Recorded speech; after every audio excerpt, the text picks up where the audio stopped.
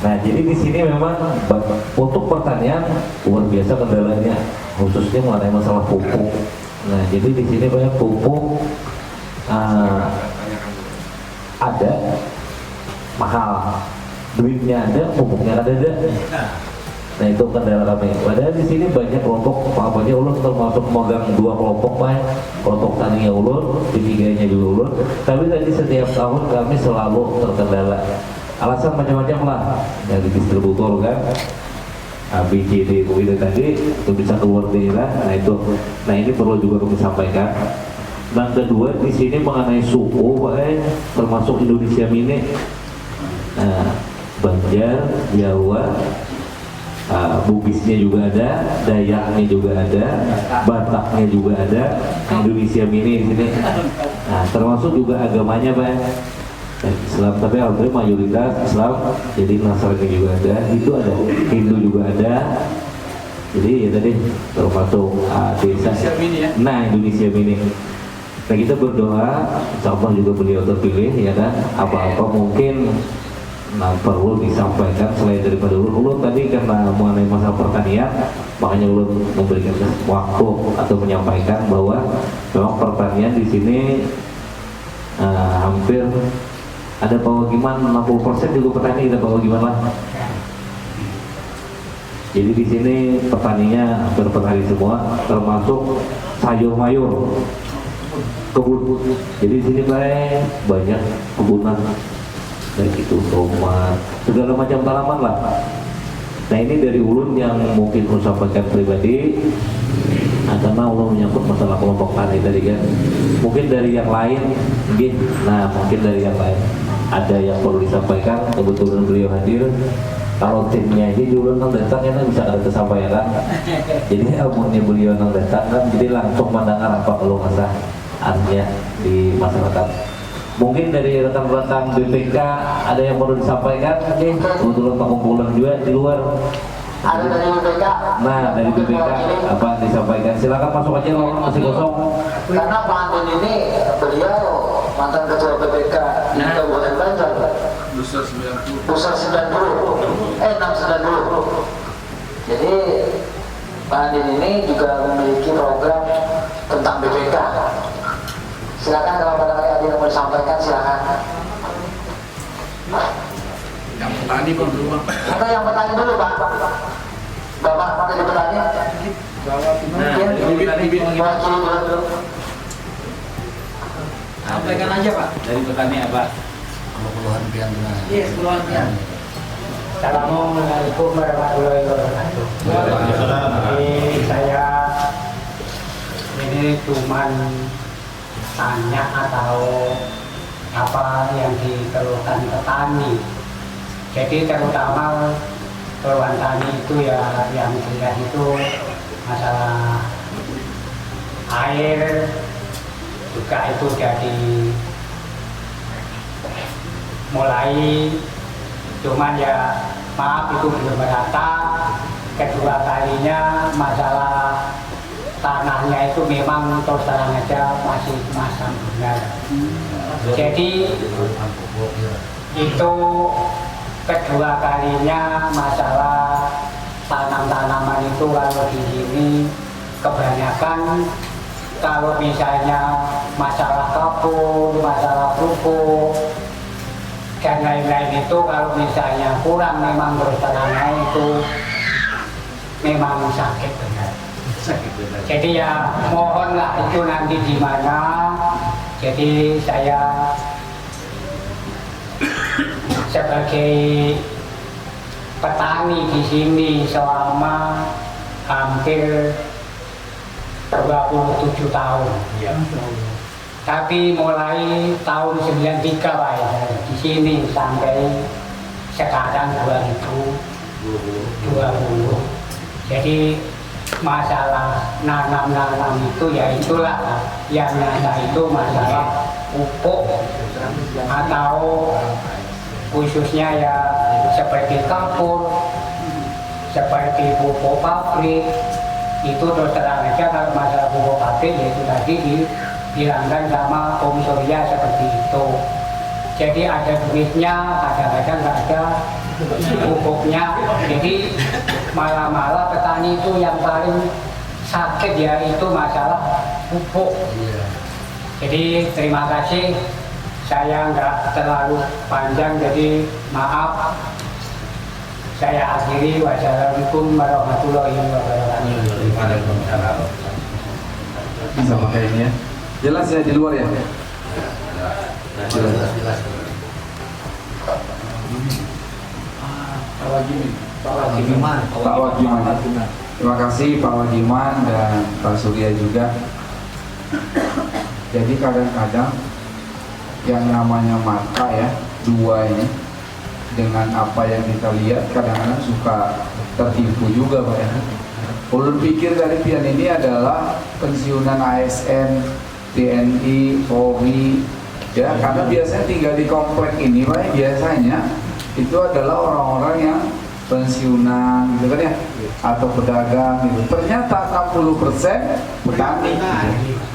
Transmigrasi. Transmigrasi. Nah, Sebagian transmigrasi angkatan laut itu seperti Mbak Darmo, pensiunan Pak. Pensiunan, ya. Tapi petani Pak. Petani, ya. sebelah Jadi terima kasih Pak Wagiman. Jadi gini, ulun langsung poin aja. Problem petani itu hasil penelitian ulun ada 4. Karena ulun biasa, karena ulun juga dosen, jadi setiap membuat satu kesimpulan terhadap apa yang dimulai atau mau dikerjakan, ulun kada bisa berdasarkan hayalan, kada bisa hanya berdasarkan pengalaman-pengalaman aja, nggak bisa. Selalu saja harus kita lakukan yang namanya visibility study atau melakukan dulu analisa apa gerak, apa yang menjadi kendala petani. Setelah kita memberikan jawaban itu, baru kita bisa melaksanakan pada tingkat praktek. Sampai berapa? 23 tahun ya? 27 tahun. Kabupaten Banjar ini sejak Indonesia merdeka sudah 75 tahun ya, Indonesia merdeka. Kita ini sudah hampir 68 tahun. Kalau ulun sekarang hidup 44 tahun, apa yang dirasakan petani? Pernahkah pian merasakan sebuah perubahan yang besar terhadap hasil pertanian pian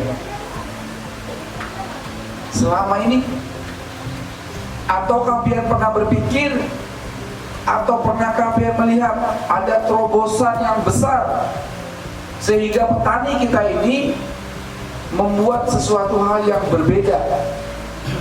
Anak muda umur 17 tahun yang masih sekolah, tamat SMA, turun menjadi seorang petani, senang gembira menjadi seorang petani, sampai dia kuliah pertanian, dia tetap melakukan pertanian. Pernah nggak itu terjadi? Apa penyebabnya? sakit.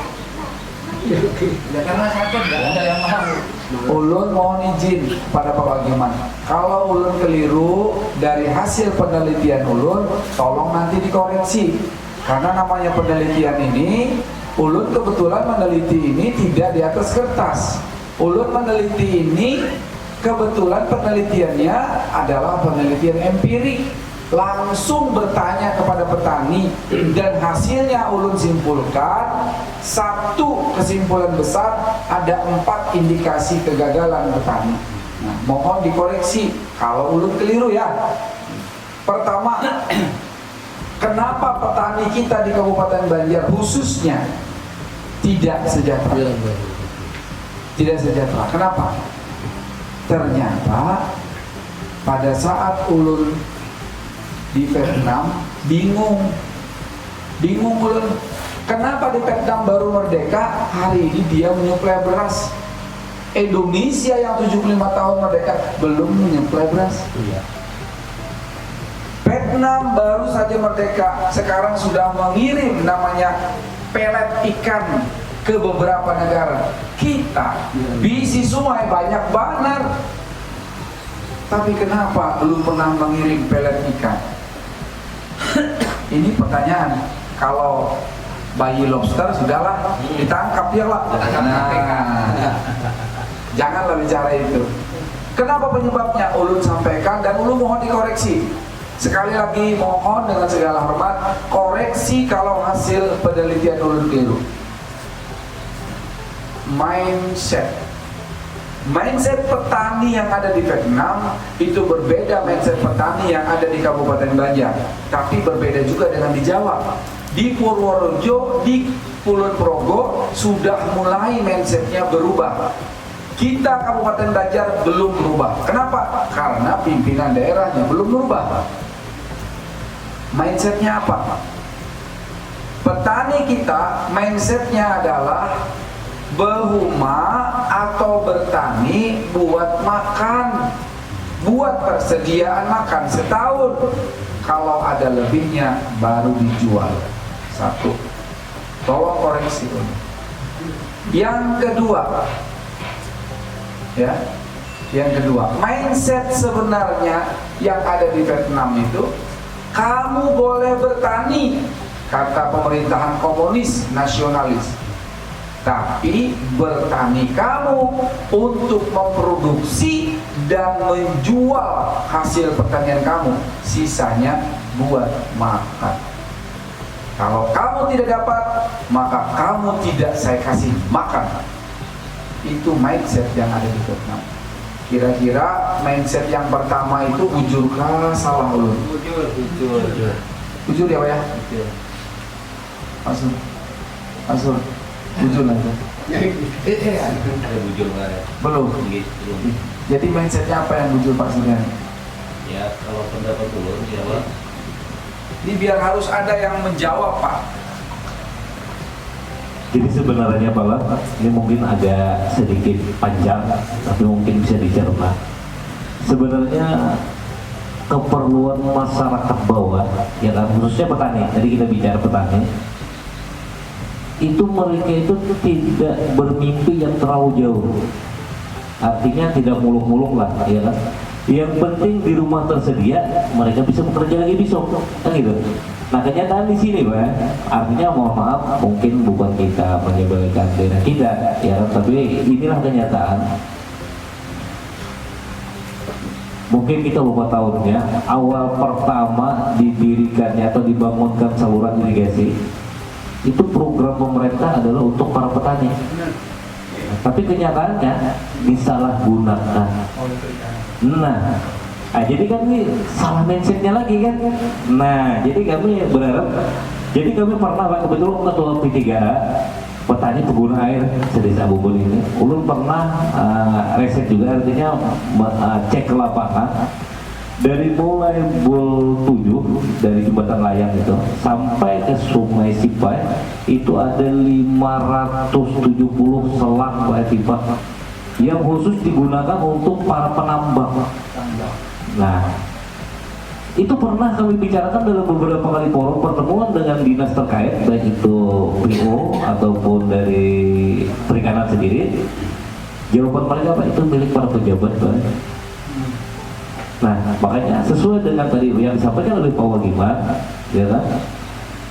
Di waktu masyarakat di sini petani ingin menggarap sawahnya, airnya nggak ada.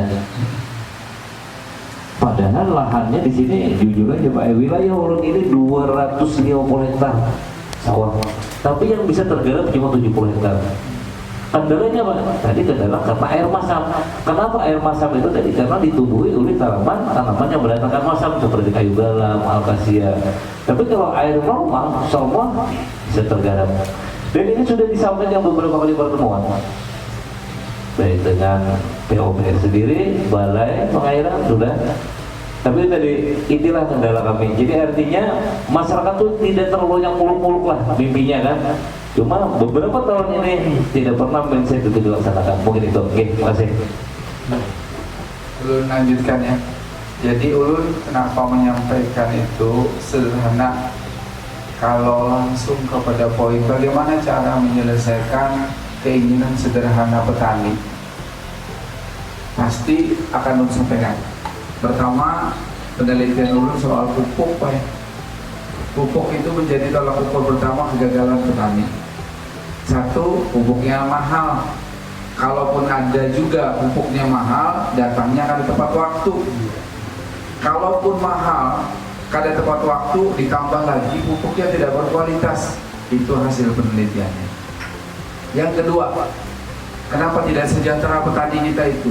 Karena pada saat pian bertanam, harganya itu 70.000 sebelek. Ini umpamalah ternyata terjadi inflasi. Namanya inflasi itu Pak, terjadinya penumpukan penumpukan bani. Ya, harga baninya kan stabil 70.000, jadi berapa Pak? Jadi 50.000 pada saat dia mengatam. Yang ketiga, persoalan besar yang ketiga itu adalah soal pengairan. Pengairan tadi ada pintu irigasi yang tidak dibuka, ada juga saluran air yang tidak termasuk di dalamnya kepada petani yang disebut dengan saluran tersier.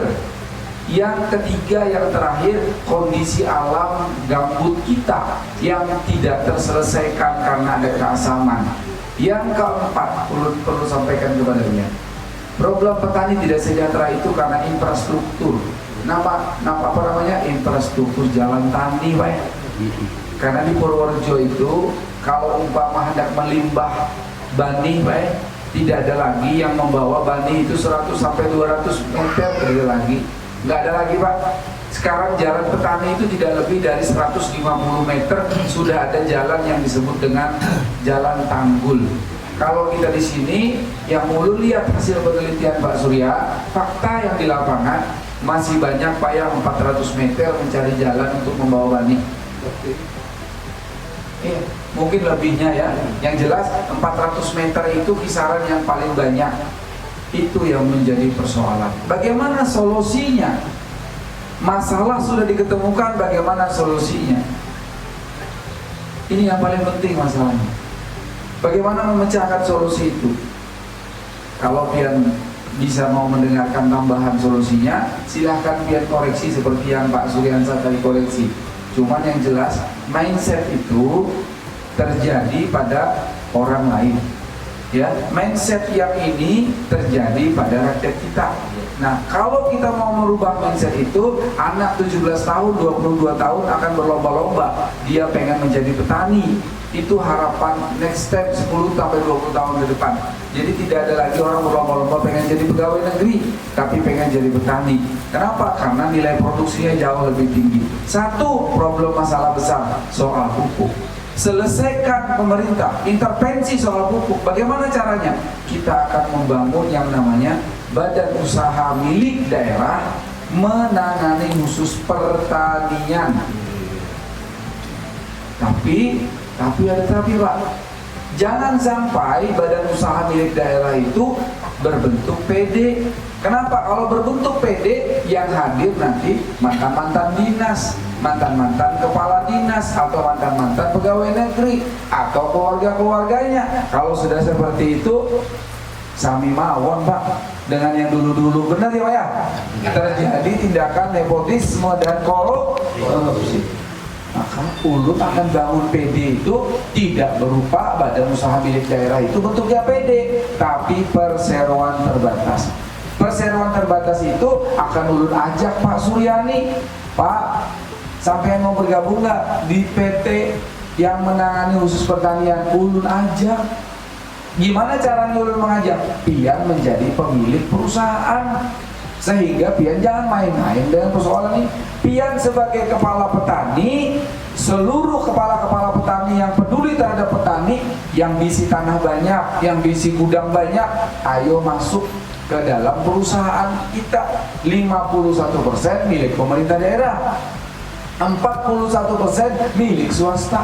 Sekarang silahkan tunjuk direkturnya bersama-sama. Jangan ditunjuk anak kepanakannya atau sepupunya Andin, jangan tunjuk Pak Bagiman yang 27 tahun pernah di pertanian misalnya.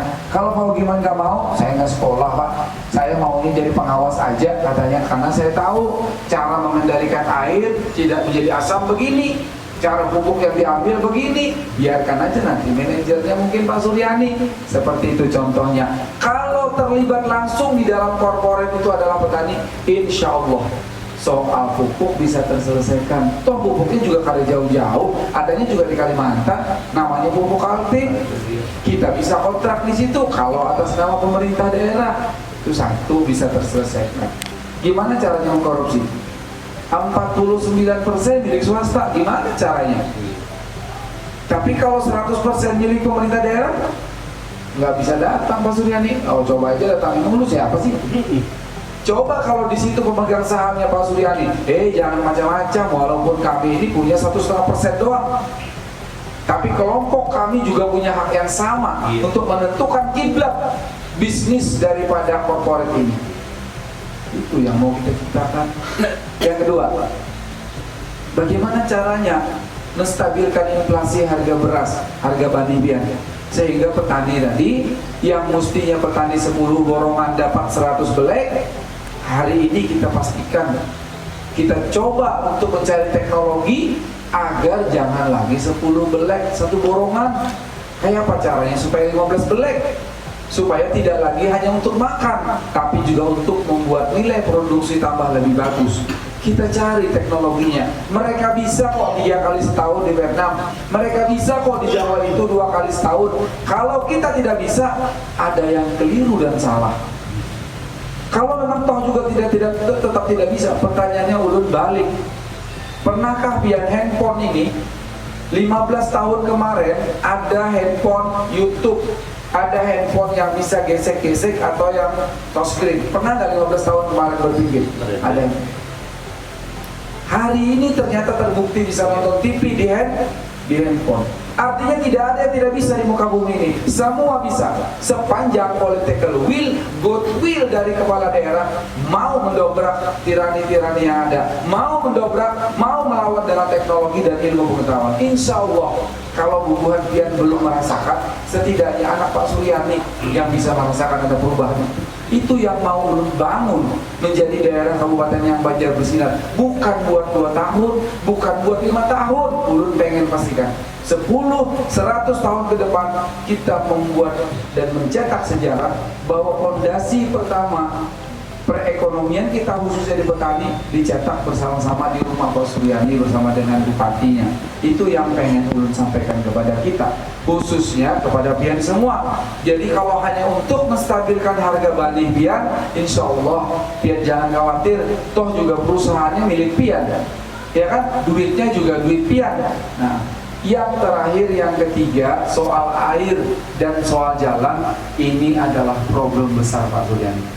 Ulun tidak bisa memberikan garansi jawaban untuk bisa dilaksanakan. Kenapa?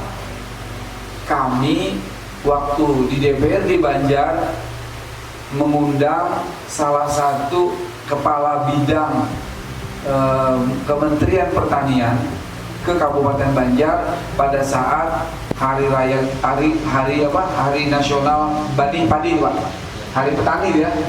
Apa problem besarnya Pak? Soal yang namanya pengairan itu Pak.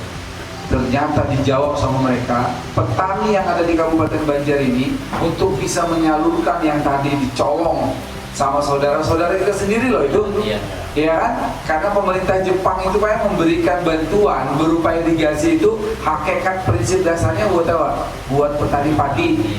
Tapi perikanan itu juga petani Pak. Sama. Namanya itu petani secara umum, tapi pada saat membangun itu MOU-nya bertulis Pak, petani padi Pak. Gitu. Tapi ini bukan kewenangan Kabupaten Banjar, ini kewenangan provinsi Pak. Cuman wilayahnya aja di Kabupaten Banjar, kewenangannya ada di provinsi. Nah, apa yang disampaikan beliau waktu itu Pak, waktu lu di Ketua Badan Anggaran? Ternyata Pak, membutuhkan hampir 450 miliar memberesi saluran air ini Pak, agar semua petani kita ini tidak ada lagi bilanya hujan calap, bilanya kada bebanyu kekeringan, itu hampir 450 miliar. Nah, ini sebenarnya peran serta provinsi Pak Suryani, bukan kabupaten kota aja. Nah, kalau yang untuk jalan tani, insya Allah kami bisa Pak. Insya Allah kami bisa kabupaten kota. Cuma tadi kalau soal pengairan berat banget. Tapi bukan berarti tidak bisa ya. Bisa kita akan atasi. Mungkin tidak akan bisa masif selama ulun menjabat dirasakan semua orang. Tapi setidak-tidaknya ulun harus berbuat. Apa yang ulun berbuat? Pupuk barang lawan harga balik pian. Dua itu Pak yang paling memungkinkan untuk ulun lakukan, kecuali karena ulun diberikan izin sama Allah untuk jadi gubernur, baru ulun berpikir tentang bagaimana soal air. Nah, kira-kira itu yang dapat ulun sampaikan kepada pian. Mudah-mudahan ada hikmah dan ada kebaikan daripada yang ulun sudah sampaikan. Pak Suryani, ulun terima kasih atas tanggapan pian tadi. Soal masyarakat kita perlunya cuma sederhana. Caranya bagaimana esok supaya nyaman berumah, supaya esok bisa sejahtera, itu aja. Nah, sekali lagi keinginan sederhana itu ulun anggap menjadi inspirasi ulun agar ke depan cita-cita besar untuk Banjar kembali bersinar tetap ulun tanamkan. Tapi tidak boleh ulun berlakukan untuk Pak Wagiman, karena di Pak Wagiman aku itu perlunya supaya jangan masak aja banyu ya Pak, supaya rumah nyaman ya Pak ya. Nah, terima kasih. Assalamualaikum warahmatullahi wabarakatuh. Banjar kembali